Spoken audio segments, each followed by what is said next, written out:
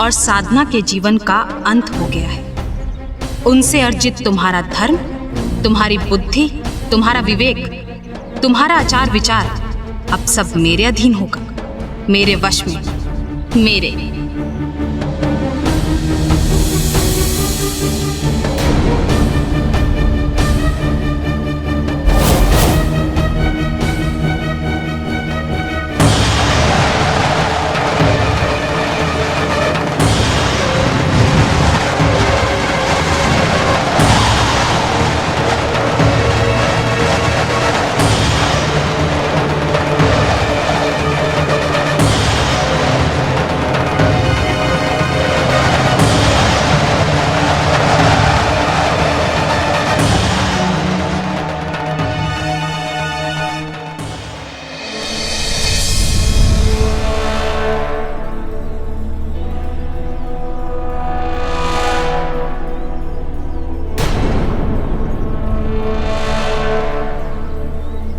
मैं यहाँ इस वन में क्या कर रहा हूँ? वही जो मैं करवा रही हूँ। मेरा गुण है काम, क्रोध, मद, मोह और लोभ में लिप्त कर देना, अधर्म की ओर आकृष्ट करना, त्याग के स्थान पर स्वार्थ और विलासिता की ओर मोड़ देना। सो अब धीरे धीरे बृहस्पति तुम वही करोगे, वही जो मैं करवाऊंगी।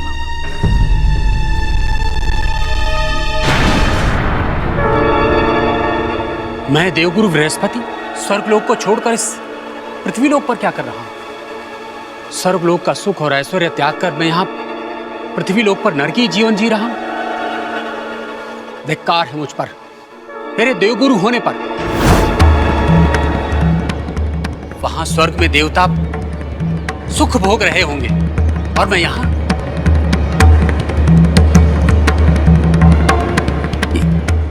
कैसे घृणित विचार आ रहे हैं मेरे मन में। देवगुरु पद की गरिमा के विरुद्ध मेरे मन में भोग और विलासिता की कामना क्यों उत्पन्न हो रही है?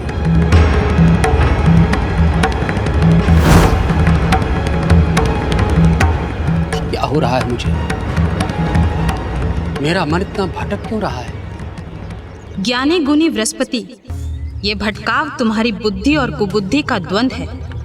तुम्हारे पूर्व संस्कार, तुम्हारा धर्म, तुम्हारा विवेक अभी मुझे स्वीकार नहीं कर पा रहे हैं, किंतु चिंता की बात नहीं है। बहुत शीघ्र ही तुम्हारी बुद्धि इस कुबुद्धि के अधीन होगी। बहुत ही शीघ्र इस द्वंद में विजय हमारी होगी, केवल हमारी।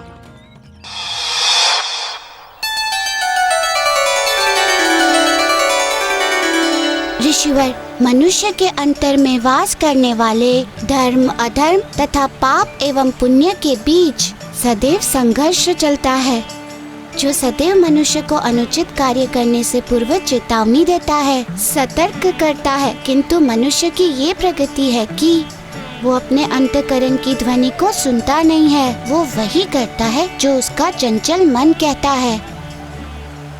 किंतु अनुचित एवं असंगत कार्य करने के पश्चात उसे ग्लानि अवश्य होती है।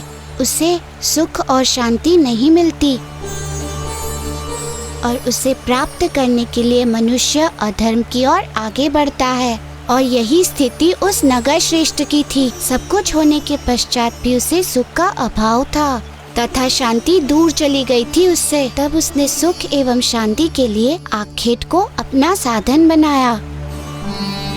एक दिन उसके महल पहुंचने के उपरांत मुझे पता चला कि वह आखेट के लिए वन को गया है, तो मैं अविलंब उसे खोजने के हेतु वन की ओर दौड़ पड़ा, ताकि शीघ्रातिशीघ्र मैं उससे नागमणि लेकर उस तेजस्विनी स्त्री के कुंडलों को वापस दे सकूं।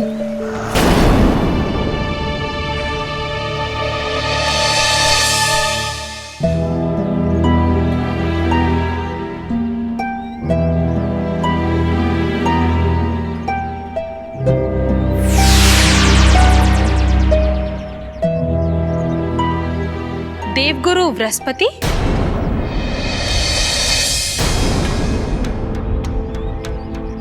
हाँ, परंतु आप कौन है देवी? क्या बात है? मैं कब से देख रही हूँ, आप चिंतित और व्याकुल नजर आ रहे हैं। जहां तक मैं जानती हूँ, आप तो साक्षात बुद्धि के स्वामी हैं। हाँ, किंतु आप कौन है देवी? मैं आपकी मति हूँ। आप जिस दुविधा और द्वंद के भंवर में फंसे हैं, उससे बाहर आपको मैं ही निकाल सकती हूँ। आप निसंकोच कह सकते हैं आपके मन की बात। देवी, मैं असमंजस की स्थिति में घिर गया हूँ। मुझे कुछ समझ में नहीं आ रहा कि मैं क्या करूं, क्या ना करूं। क्या कहें तो सही। देवी, मेरी इच्छाएं मानो मुझ पर हावी हो रही हैं, मुझे सुख और ऐश्वर्य की ओर खींच रही हैं, जबकि मैं समझ रहा हूं कि जो विचार मेरे मन में उठ रहे हैं वो अधर्म संगत हैं, कुविचार हैं। ऋषिवर, आप तो स्वयं बुद्धि के स्वामी हैं, देवताओं के गुरु हैं। आपके मन में उठने वाले विचार अधर्म संगत नहीं हो सकते। अधर्म की इच्छा तो आ ही नहीं सकती आपके मन में। जीवन का लक्ष्य सुख प्राप्ति है, तो फिर आप क्यों सुख और ऐश्वर्य से वंचित रहें? और वैसे भी आप सामर्थ्यवान हैं, सर्वोच्च लोक के गुरु हैं ऋषिवर। ये तो सत्य है देवी। यदि इस परिप्रेक्ष्य में सोचता हूं तो मुझे ये बोध होता है कि मैंने अपना जीवन आचार संहिताओं में बांधकर व्यर्थ ही गंवा दिया। इसलिए शेष जीवन में अब शोभ न हो। आप अपना जीवन अपनी इच्छा अनुसार व्यतीत कर सकते हैं। आपको उन सभी सुखों का भोग करना चाहिए जो आपका मन करे। परंतु देवी, मैं गुरु हूं, मुझे ऐसे विचार शोभा नहीं देते। तो और उन देवताओं को देगा जिनका अस्तित्व ही प्राणियों के कल्याण के लिए है। वो तो देवता है, तो वो क्यों सुख, ऐश्वर्य और विलासितापूर्ण जीवन जीते हैं ऋषिवर? ऋषिवर, मेरे विचार से आपको वही करना चाहिए जो देवता करते हैं। आपको वैसे ही रहना चाहिए जैसे देवता रहते हैं।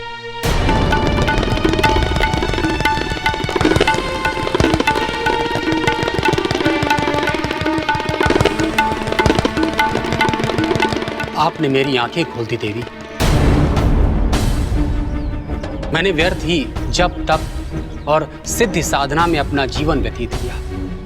अब मैं आपके सुझाए मार्ग पर ही चलूंगा और संपूर्ण सुख सुविधाओं का उपभोग करूंगा।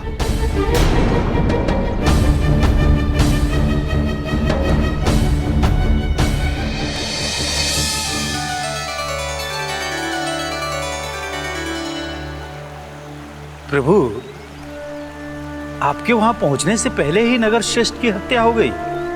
हाँ ऋषिवर। वो कैसे हुआ प्रभु? कर्मों के फल के कारण ऋषिवर। मनुष्य कुछ भी कर ले, उसके अच्छे एवं बुरे दोनों ही कर्मों का फल उसके सम्मुख उपस्थित अवश्य ही होता है। और यही उस नगर श्रेष्ठ के साथ भी हुआ। नागमणि की चोरी तुच्छ चोरी नहीं थी ऋषिवर। उसकी इस चोरी के आधार से संपूर्ण जाति, एक समस्त कुल का जीवन संकटग्रस्त हो गया था। तो इसका फल तो उसे मिलना ही था। प्राण गंवाने का फल मिला उसे प्रभु, है ना? हाँ ऋषिवर, किंतु अब मेरे समक्ष नागमणि को खोजने की समस्या उत्पन्न हो गई, क्योंकि नगर श्रेष्ठ की तो मृत्यु हो चुकी थी। फिर क्या हुआ प्रभु? फिर मैं सबसे पहले नगर श्रेष्ठ के समीप गया, ये देखने के लिए कि वो जीवित है या वास्तव में उसके प्राण उड़ गए हैं।